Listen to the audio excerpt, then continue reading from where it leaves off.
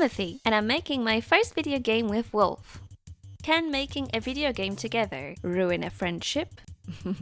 Absolutely. But whenever you feel like killing your partner in crime, remember that secretly they want to kill you too sometimes. By the end of the video, you'll understand why. Oh my god! While editing the last video, I have realized you are a size reference lady, not a guy. I'm so sorry! Anyway, Unreal Engine kept crashing on us too many times, so surprise, surprise, no more shared work sessions. Instead, we decided to work in turns now, sending files to each other and swapping shifts. Because the files are quite heavy now, it feels less time efficient, but it's for the best, I guess.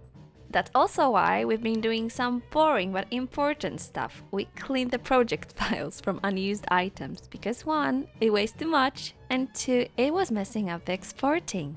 Yikes. Wolf has found this sick furniture pack called a Sika Mansion. It was for free!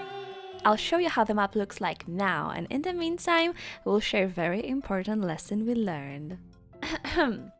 You must export the game very often and regularly check what errors show up, because there are always some errors. And if you leave it for a long time, you will have so many errors you will never recover from it. The first big struggle I noticed is I find it easy to fill small rooms nicely, but those huge spaces? Oof, brother, it feels awkward. Like, what do I put in here? A plant in the middle of the room? I don't know. By the way, we decided on some items to be pickable and throwable, because carrying a chair with you is a must. If you know, you know.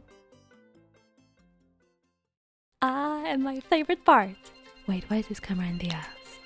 Never mind, the emotes! It's gonna look hilarious if the monster is chasing you while breakdancing. I can't wait. And you know, little cosmetic things like Wolf has done doors, they're working well, but he used the ugly doors. So I'm creating a child to edit the visual but keep the mechanics. What else Wolf has done?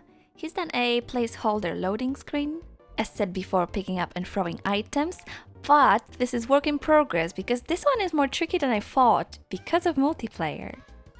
So basically, the annoying thing in programming multiplayer is that something can work for the host player perfectly fine, but then for the other connected players, it doesn't work, and you have to figure out why.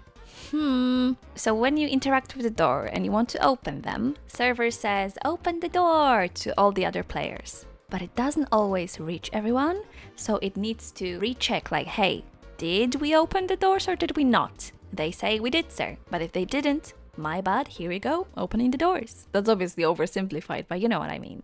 So, while making initial notes months ago, I asked Wolf, hey, do you consider ladders or vents? He said no. Shame, I had a good idea for those. But then, yesterday, he randomly comes in and he says, so I have this idea. Vents. I literally asked you and you said no!